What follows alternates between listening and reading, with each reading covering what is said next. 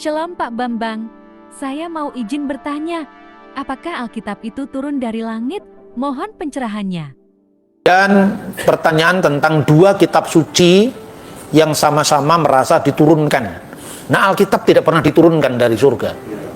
Jadi itu beda pandangan. Jadi artinya kenapa kita seringkali terlalu resah dengan klaimnya orang lain.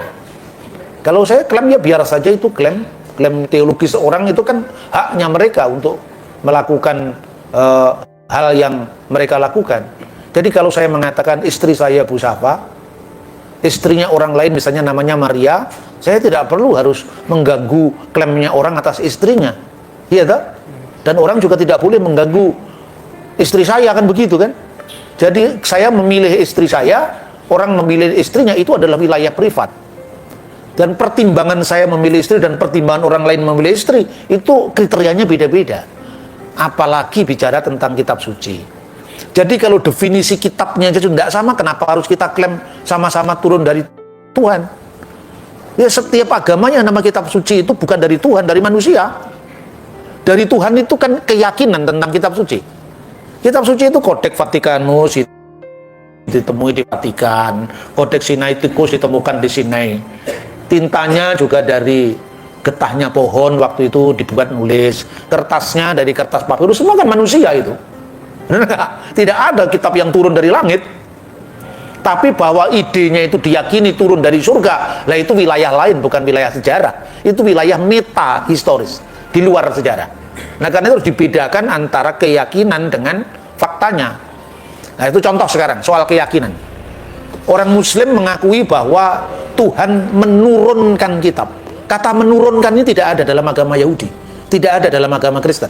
Itu pandangan khas Islam, bahwa Taurat diturunkan dari surga, diberikan oleh Tuhan kepada Musa, Zabur diturunkan kepada Nabi Daud, Injil diturunkan kepada Nabi Isa, Al-Quran diturunkan kepada Nabi terakhir Muhammad Sallallahu Alaihi Wasallam. Ya biarkan saja, sejahterakah mereka dengan keyakinan itu, tapi itu bukan iman kita, kan seperti itu. Nah, tapi sekarang kalau kita lihat, apakah klaim kitab turun itu juga diyakini oleh orang Yahudi? Itu jadi masalah. Orang Yahudi tidak percaya kitab Taurat itu turun secara kata demi kata dari surga, sebagaimana orang Muslim meyakini kitab Quran itu didiktekan kata demi kata dari surga. Kepada Nabi Muhammad di Gua Hira itu misalnya disuruh membaca Iqra bismi rabbikal ladzi khalaq, khalaqal insana min 'alaq, dan seterusnya. Dan itu kemudian ditulis, itu pandangan Islam.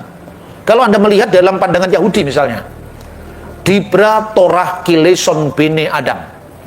Taurat itu berbicara kepada kita seperti atau lewat bahasa manusia. Makanya Taurat itu adalah produk manusia, tapi gagasan-gagasannya, revelation-nya, wahyunya dari surga. Tapi ditulis dalam bahasa manusia. Musa menulis sampai pasal 34 kitab Ulangan ayat 4. Tetapi mulai ayat 5 bukan Musa yang menulis. Maka matilah Musa. Masa Musa menulis kematiannya sendiri? Iya kan? Lalu ketika orang Islam memahami ajaran Tauratnya Yahudi, dia katakan, wah ini bukti kalau Taurat itu sudah dipalsukan. Masa Taurat diturunkan kepada Nabi Musa, kok Musa menulis kematiannya sendiri? Bener kan? Itu kan ukuran Islam. Tidak pernah ada orang Yahudi yang percaya Musa menulis seluruh Taurat. Kata Baba Batra, salah satu dari traktat yang orang Yahudi menyebutnya sebagai Torah lisan, mulai dari pasal 34 ayat 5 itu yang menulis Yosua.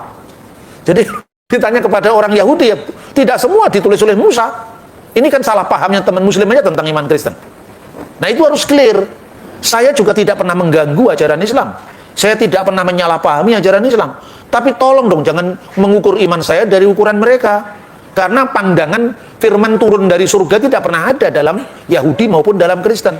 Dalam Kristen dikatakan, setiap kata dari firman Tuhan itu diilhamkan oleh Roh Kudus. Diilhamkan itu bukan didiktekan. Gagasannya diberikan kepada para penulis. Tetapi para penulis itu menulis dalam konteksnya masing-masing. Memiliki pembaca masing-masing. Budayanya masing-masing. Bahasanya juga berbeda. Maka disinilah letak kesalahpahaman itu. ketika saudara-saudara muslim memahami pewahyuan dari perspektif Islam, lalu dikatakan, coba baca Injil menurut Matius, Injil menurut Lukas. Loh, sudah penulisnya sendiri mengatakan menurut Lukas kok dikatakan dari Tuhan. Itu kan karangannya Lukas. Nah, kami tidak percaya dengan Injil karena itu karangan manusia. Kami percaya Injil yang diturunkan Allah kepada Nabi Isa. Nah, masalahnya mana Injil yang turun itu kan nggak pernah ada. Ayo sekarang, karena nggak ada, itu sudah hilang. Lalu sudah hilangnya nggak usah dibahas, sudah hilang kok. Nah, ini waktunya orang Kristen menyampaikan hak jawabnya. Ya, hanya itu yang kami lakukan. Saya tidak pernah mengintervensi tafsirnya orang lain. Misalnya, kalau kamu katakan Injil yang asli sudah hilang, asli apa yang kalian maksud? Sebab kami punya dokumen dari Injil yang tertua yang hanya berjarak 18 tahun dari penulisnya. 18 tahun itu bukan waktu yang panjang. Ya, misalnya sekarang P52 itu papirus 52 yang disimpan di John Ryland Library di Inggris. Itu isinya sebagian Injil Yohanes. Kemudian Yohanes sendiri wafat di Efesus tahun 96 Masehi. Dari hasil uji karbon P52 yang ditemukan di Alexandria itu dari tahun 115 dikurangi 96 itu hanya belasan tahun saja. Yang kedua, papirus 66 P66 itu disimpan di apa namanya Bibliotheca Bodmeriana Switzerland. Itu dari hasil uji karbon yang dilakukan oleh Profesor Kim, ahli papirus dari Korea itu kira-kira tahun 2010-2011, menunjukkan bahwa kalau selama ini Anda membaca misalnya Novum Testamentum Greek misalnya ya, itu kan abad lalu itu hanya perkiraan sampai kepada ini abad ketiga, ini abad keempat, Codex Vaticanus abad keempat, Alexandrius abad keempat, Papyrus 66 abad kedua akhir atau abad ketiga. Dulu perkiraan itu hanya abad, sekarang sudah tahun. Karena apa? Hasil apa namanya uji karbon itu sekarang lebih akurat, dan ini hanya berjarak belasan tahun. Nah, seandainya ada Injil yang asli yang katanya turun dari surga, mana buktinya? Semua kan harus dengan bayi data. Nah, ini persoalannya. Ini kan hak jawab kita orang Kristen yang dituduh Alkitab sudah dipalsukan gara-gara tidak cocok dengan klaim pewahyuan mereka. Ya, itu yang pertama. Yang kedua, Quran itu adalah kitab suci yang muncul dari satu zaman, satu bahasa, satu budaya sebagai nabi penerima wahyu, satu sistem kalender.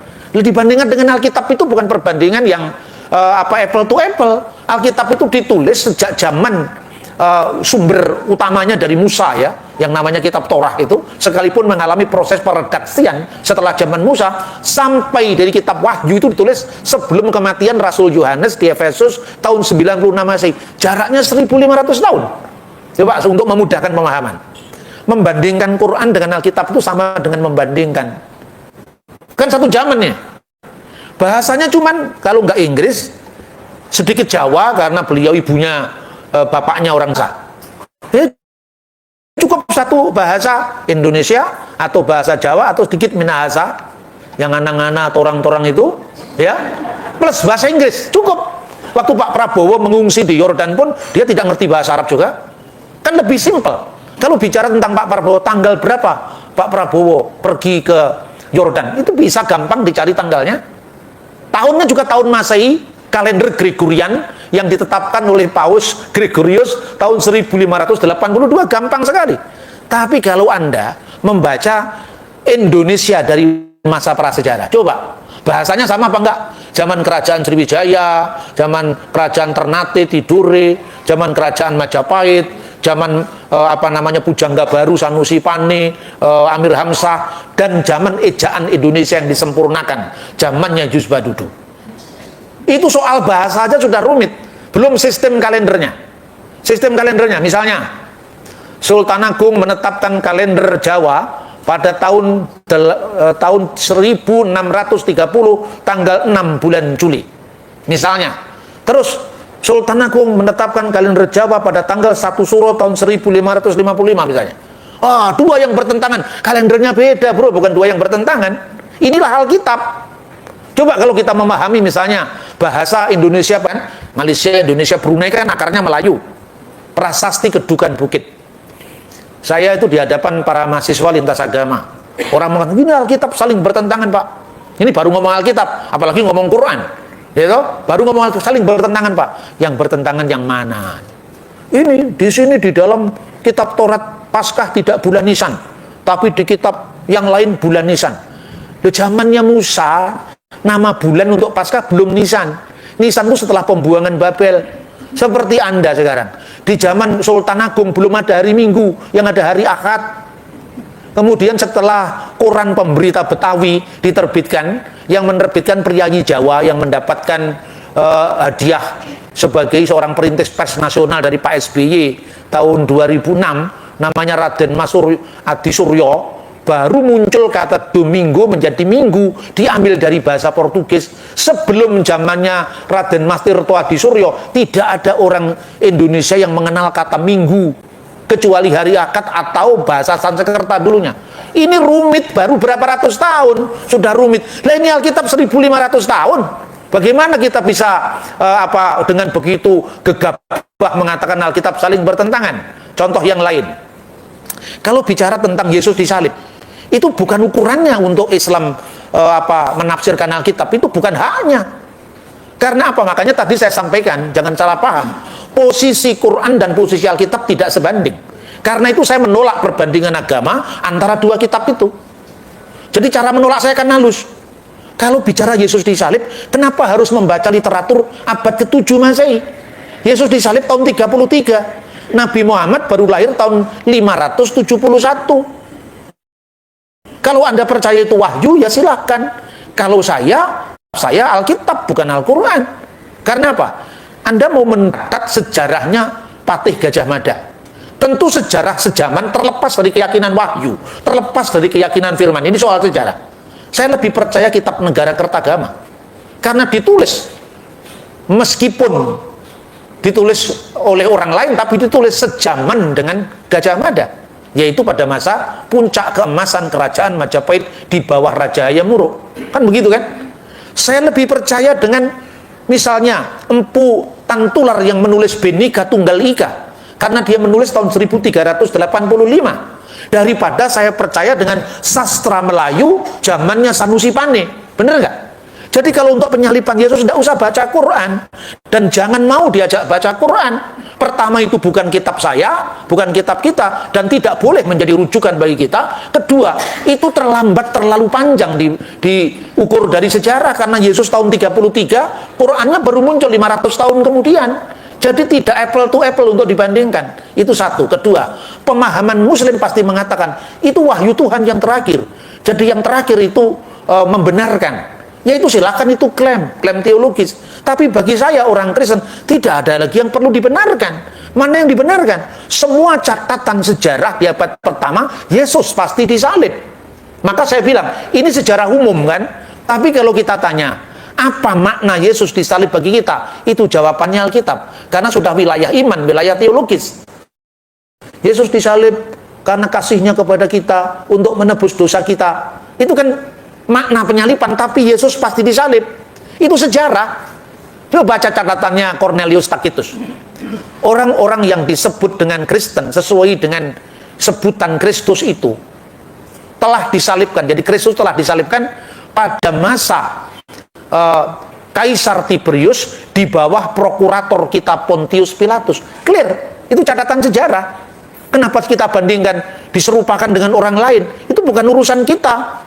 Makanya saya ceritakan, saya tidak mau nyinggung agama orang. Saya hanya menunjukkan yang pertama kali bikin teori Yesus diserupakan dengan yang lain itu Basilides di abad ketiga di Alexandria. Soal kemudian orang menyimpulkan, loh Pak, kok sama dengan tafsirannya Quran Pak? Loh itu bukan urusan saya hanya ngomong sejarah kok. Saya tidak pernah menafsirkan kitab sucimu. Apalagi Quran sendiri juga tidak menyebut teori penyerupaan. Itu Quran cuma mengatakan wa ma qataluhu wa ma salabuhu walakin subiyalahum. Nama Yudas Iskariot yang diserupakan juga tidak ada.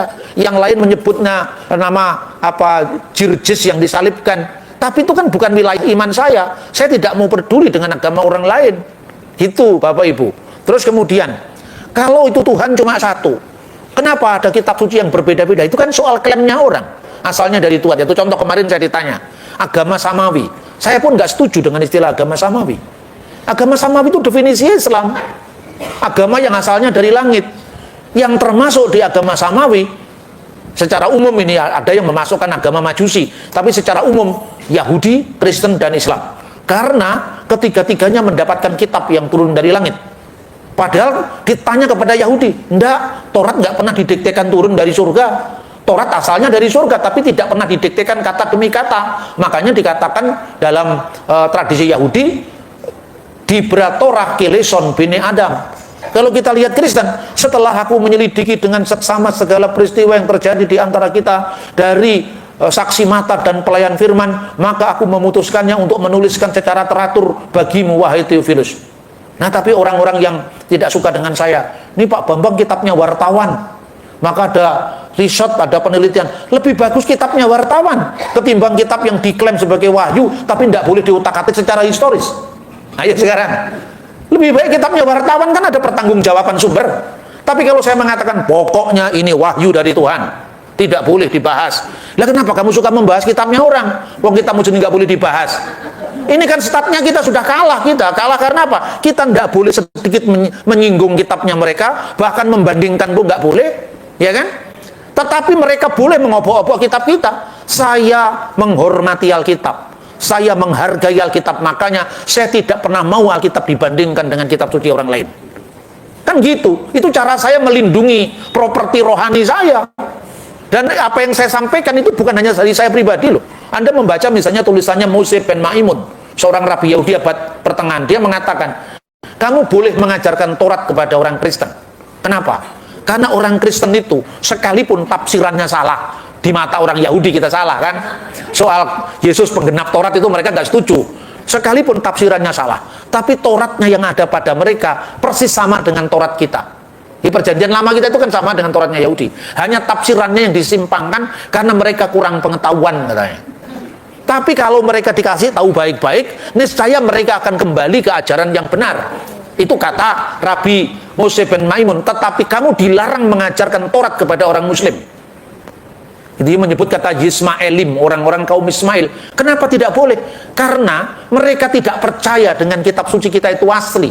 Kitab suci kita sudah diubah-ubah bagi mereka. Kalau cocok mereka kutip kitab suci kita. Tapi kalau nggak cocok mereka menuduh palsu. Makanya jangan mengajarkan Taurat kepada orang Muslim. Sekali lagi saya tidak pernah menilai, saya hanya mengutip tulisannya Rabi Moshe ben Maimun. Silakan dicek sendiri. Gitu? Itu namanya Responsa Rabi Rambam. Nomor 149, Anda bisa cek itu di Google, sudah ada sekarang.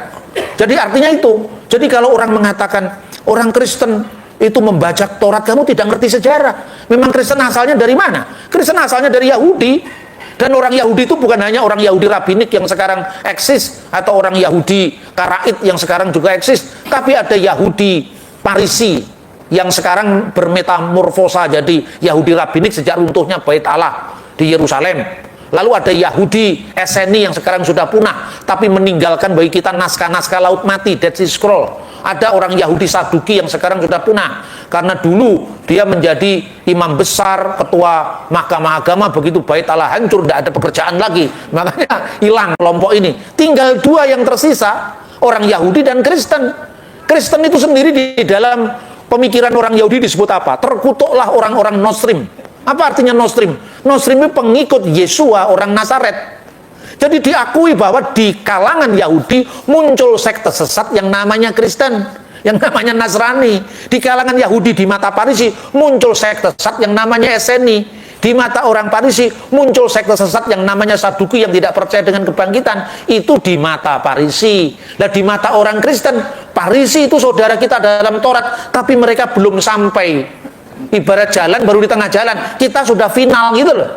Jadi proses saling menilai itu terjadi pada komunitas saudara satu Taurat itu. Belum ada yang lebih tua lagi dari sudut pandang sejarah. Mereka yang memisahkan lebih dulu namanya orang Samaria.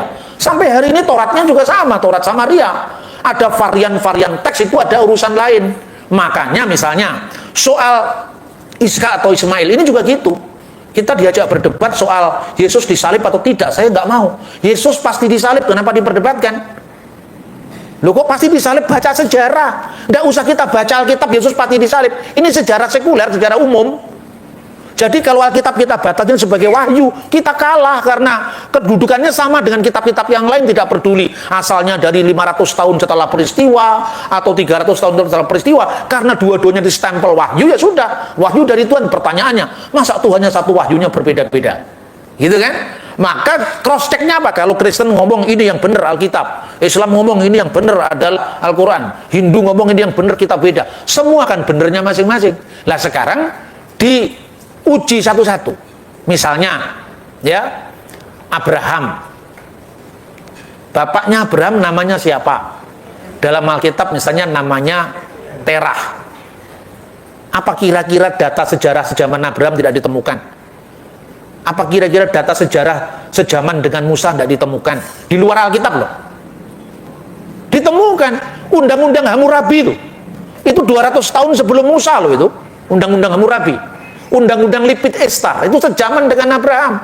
Saya sampaikan di Fakultas Hukum. Kita ini belajar sejarah hukum. Tapi begitu Anda membaca Taurat, Anda pisahkan semua dari sejarah. Kerugian kita, karena apa? Begitu kitab suci kita stempel jadi wahyu, sudah tertutup dialog dengan sejarah. Tapi kalau kitab suci bagi orang Kristen, firman Allah itu menyejarah, bukan firman Allah itu out of history, tapi in history.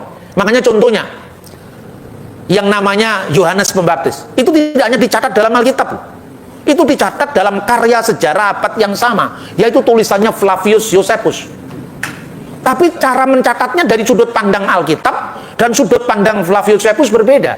Flavius Josephus mencatat kenapa Yohanes Pembaptis itu muncul dan dibunuh karena dia berurusan dengan Antipas. Jadi ada situasi politik yang dia tulis di situ, karena peristiwa Yesus itu ditulis oleh Josephus karena punya implikasi politik. Kalau seandainya tidak punya implikasi politik, tidak perlu ditulis. Orang yang banyak disembuhkan Yesus di mana-mana nggak ditulis karena nggak punya implikasi politik. Tapi ada satu tabib di zaman Majapahit yang menyembuhkan, ditulis karena dia membunuh raja.